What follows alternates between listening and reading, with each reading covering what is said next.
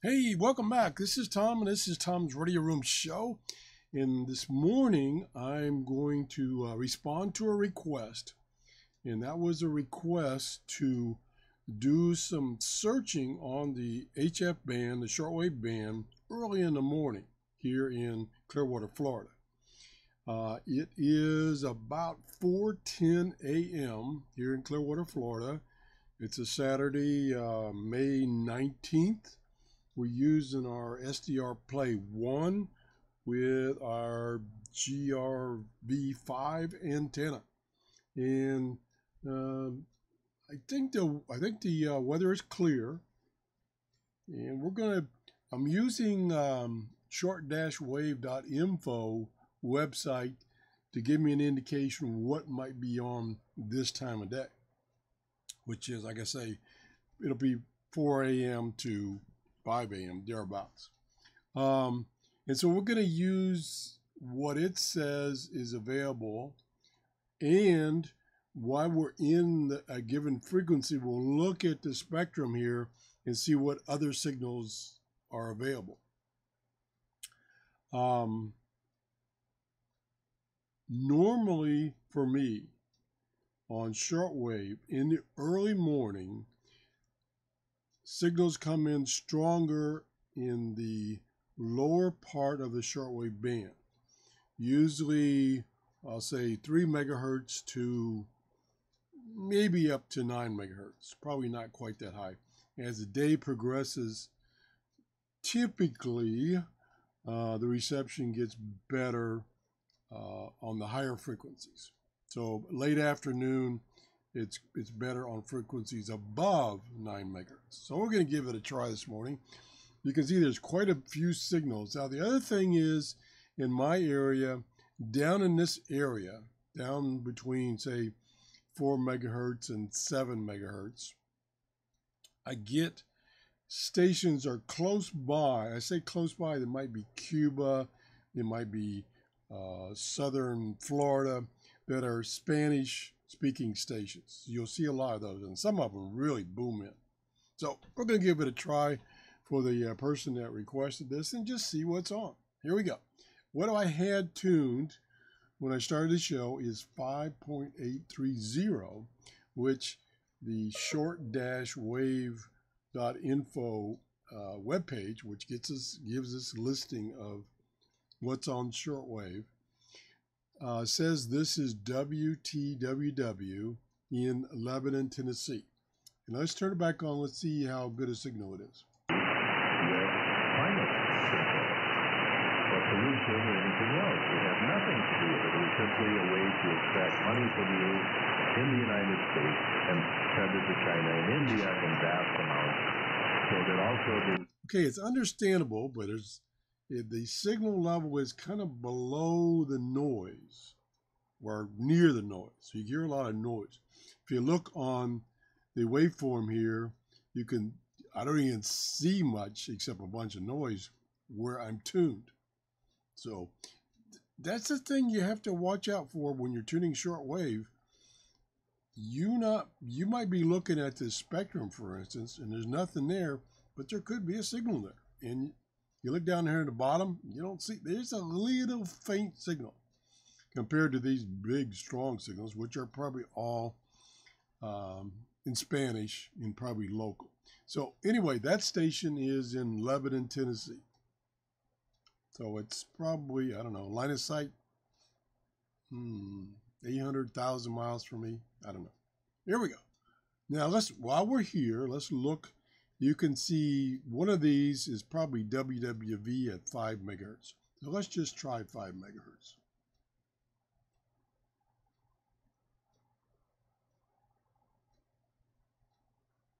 Now we'll turn the audio back on. Yeah, pretty strong.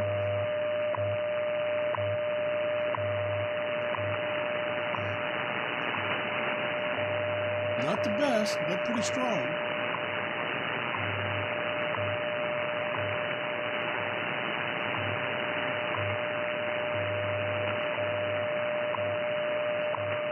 Okay, now I'm going to move down down in this area right here and look at these strong signals here and maybe some of these weak ones. Here we go.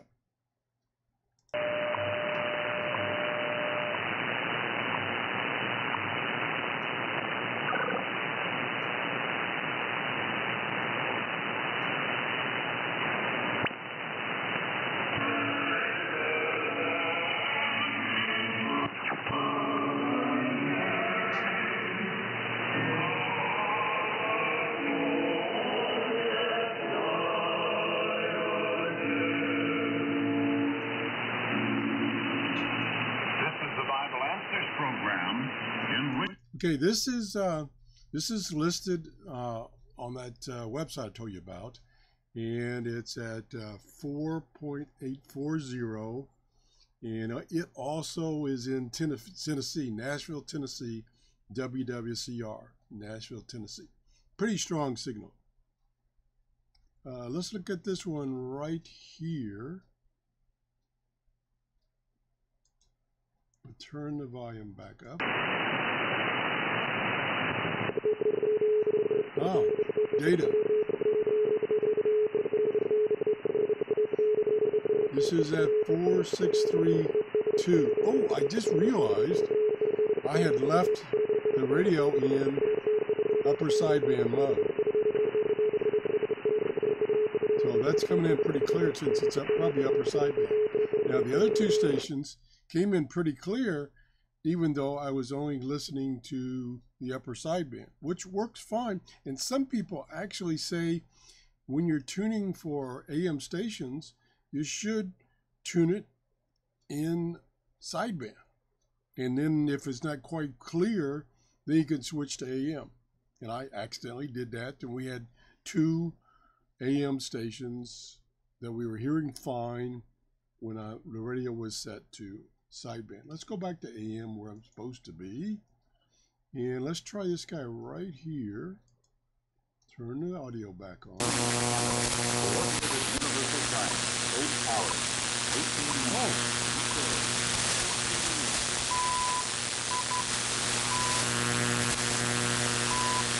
What that is that's the equivalent to WWV in Canada at 3.330. That's coming in okay. So that's coming in from Canada. Not bad. And then we got this whole mishmash of stuff up here. Actually, you can see the stations are a little stronger now, and more of them now that I switched to the right mode. Oh boy, early in the morning, I get up early, but I'm not necessarily totally awake. So let's just check this one here. We maybe have been there before. 5920. Cuando estamos orando, rezando a la Virgen María, dice que usted salve María, y en la última parte dice Santa María, Madre de Dios, ruega. Okay, that's one of the Spanish stations I was telling you about. So let me go back to the website and see what it's listing. It's listing 6.090. Let's try that.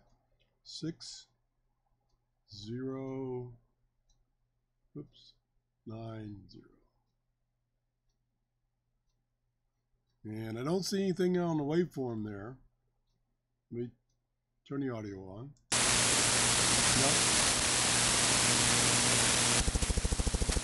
Ooh, there's a jammer. Hear that? So that should have been University Network in, let's see, where is it? Oh, Anguilla, Anguilla. Where in the heck is that? Let me check on the map here. Got to get the right mouse. Click on the flag, and it's down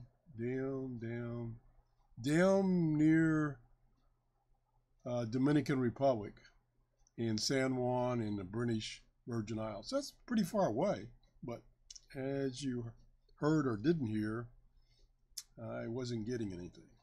Although Shortwave Info said I should be. But, of course, schedules change. Nothing. Yep, nothing there. All right, let's see what's next in the schedule. Next in the schedule is way up at 11.520. All right, let's jump up there. 11.520. And I see nothing on the spectrum. And like I say, here in my location, early in the morning, I don't get much above 9 megahertz, and probably not even that high, maybe 8 megahertz. So I'm just going to slowly walk down now that I'm way up here and see if there's anything I see. So we're going to, let's go by hertz, megahertz. So let's, I'll just leave it at 5.2 and change this to 10. There's something there. Now I've got the bandwidth on this radio in this setup. It's set for 9 megahertz. So I got a pretty wide spectrum I can look at. And you don't see much there. A bunch of, let's look like noise right here around 7. There's one spike here, but you can see it's pretty dead. Let me just click on this spike right here. See if I hear anything. Data.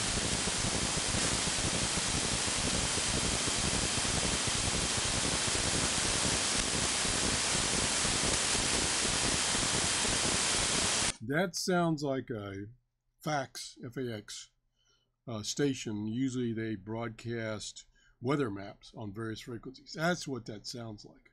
So I'd have to have a decoding program to decode, and you could see the weather map. So that's not any good. It's still pretty strong though. Now here's a couple of signals that are coming and going. Let's try this one right here. And it's at 6.765.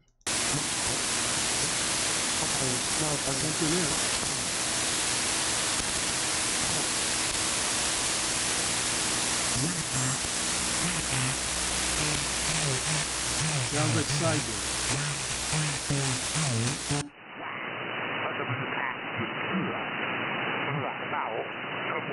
Two. Here we are. Altimeter 30. Break.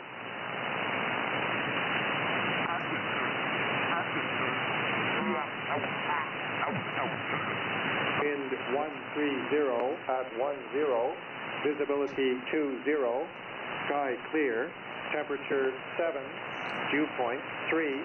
Altimeter 3019. Break. Calgary. Time 0800 Zulu.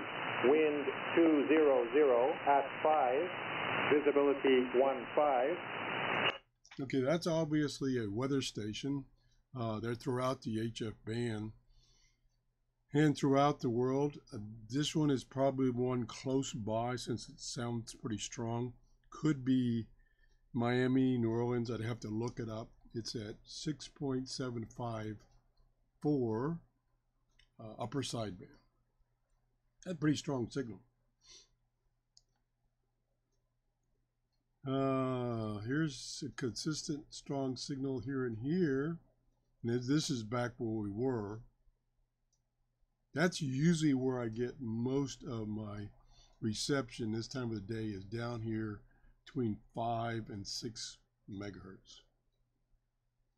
Did we try this one? Yeah, I think that was the another. I think that was the weather fax. Let's go back up here to this one. See what it says. Go back to AM. Yeah.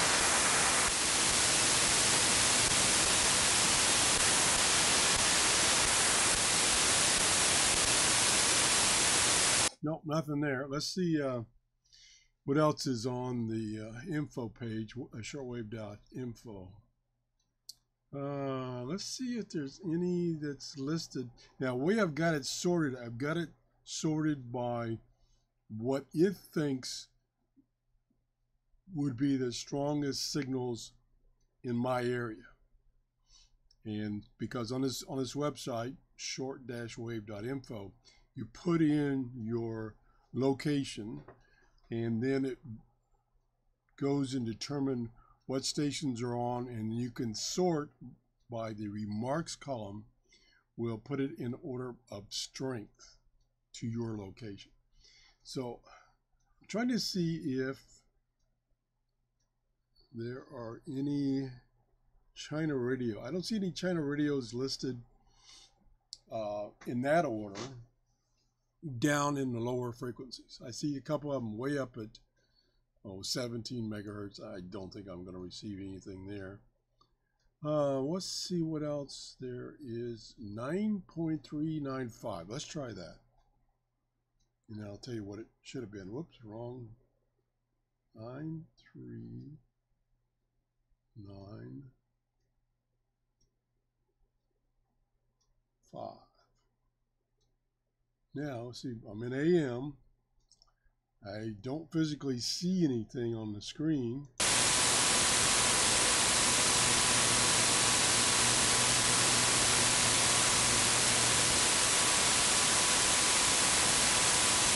Now, I'm guessing that they're just not on the air because that's supposed to be RMI in Okeechobee, Florida.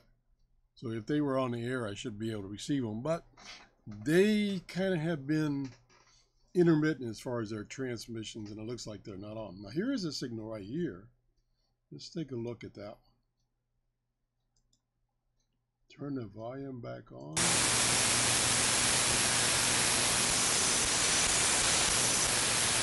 Nope.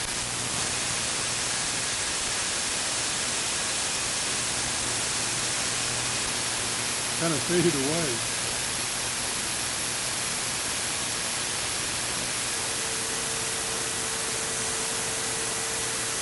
Something there.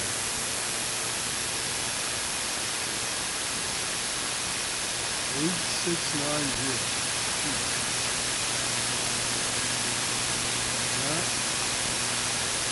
2 weeks. All right, there was something there, but it's pretty weak. There's just not much up here. And we already were down there. We can go back down there. Let's go to 5 megahertz to start with.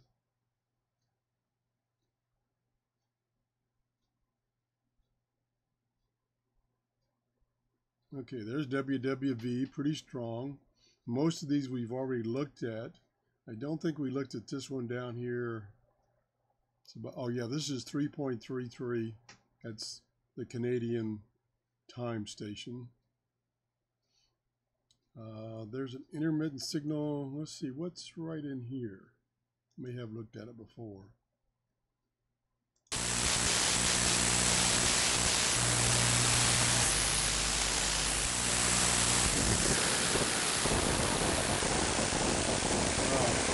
Facts. If we looked at that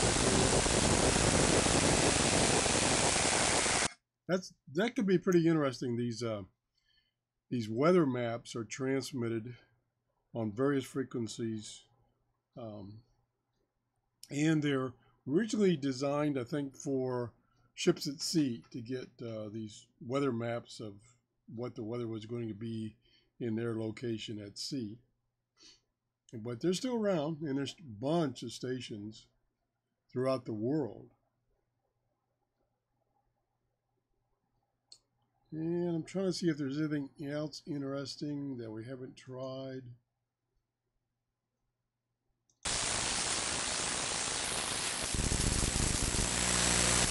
Some kind of data right there.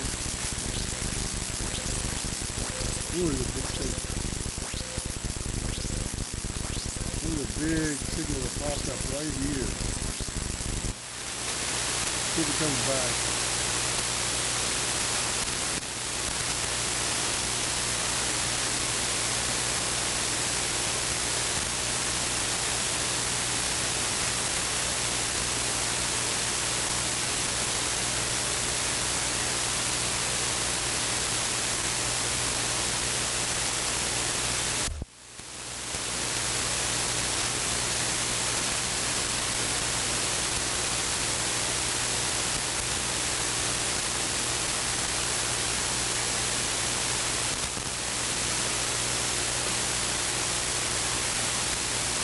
No, doesn't look like it's going to come back while I'm recording. I wish, this program, which is SDR Uno and the SDR console have, and I think HDSDR also, they have recording functions where they can record the digital data coming from your radio, and you can play it back later, just like you were listening to the radio live. The problem is the files they create are huge, and unless you narrow the bandwidth down, say to like 2 megahertz, it's just, I did an experiment a number of shows ago, and at 8 megahertz, one of the programs, I think there was this one, I can only record 30 seconds of data before I used up a gigabyte of hard drive space. So you could see I could fill up a hard drive really quickly doing that.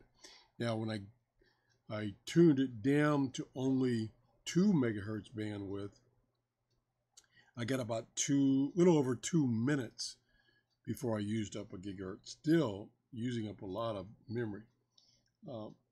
That concept is a great idea to be able to set up your radio, especially if you can have it record like this was at 8 megahertz. You can record a big chunk of the spectrum and just leave it on during the day and then come back later and kind of jump around and see what was on during the day.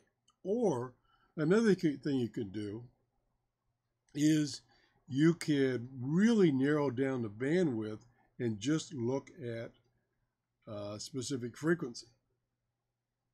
And the beauty of recording everything is that when you play it back, you're just like using your radio or SDR live, so you can move around within that spectrum that you recorded. So like if you recorded, say, 9 megahertz, and you recorded only 2 megahertz bandwidth, or 1 megahertz bandwidth, when you play it back, you could listen to and move around the radio, the receiver, between 9 megahertz plus or minus 1 megahertz. That's all you could do. But that, maybe that's sufficient. Maybe 2 megahertz be sufficient. But again, even at 2 megahertz, you only get like 2 minutes of recording per gigahertz. So it really sucks up. It's a great idea, but it just, I don't know. If you had a dedicated hard drive, and say it was really, really big, so it could record, I don't know, gigabyte. Did I say gigahertz before? I meant gigabytes. They could record quite a few gigahertz. So I'll just show you a quick example, and then we'll call this show done. Right here is the record function in this program. And here you hit record, which is this button right here, and it tells you how much space it's used. Now I've got the bandwidth set at 8, so this is worst case. And you can see, maybe you can see, it's clicking along pretty fast. I'm right about now, that was 1 gigabyte of storage used in 30 seconds or 15 seconds. So let me stop this. So you can see it, you chews up a lot of your memory. Now, one thing I have done for using this function is when I was going to do something like I just did now, where I'm looking through the bands for any activity, especially activity that's intermittent, that is transmit for a few seconds and then it stops, like this one, this signal right here was just there for a short period of time. I could use this record function and have it on 2 megahertz or whatever, and let it capture that. And then if I miss something, like I just noticed, okay, there's something over here, but but it's gone now. I could stop the recording and then go back and play it back and move over to here in the playback mode and see what that was and what frequency it was. So it's a neat feature, but like I say, the limitation is it takes a lot of storage. Okay, I hope that satisfies what the gentleman was looking for. Shortwave, even in the early morning here, is not that good. I used to, say 8 months ago, I used to hear China radio in the morning on the lower bands, like where we were this morning, coming in loud and clear. I mean, it was just loud and clear. But those days are gone for now, except for occasionally band conditions will improve. And it will be several years before the overall reception on shortwave is going to improve. But you never know what's going to happen at any given time. So don't give up on shortwave, and have a great day. Thanks for watching. If you enjoyed this show, please give me a thumbs up. Bye-bye.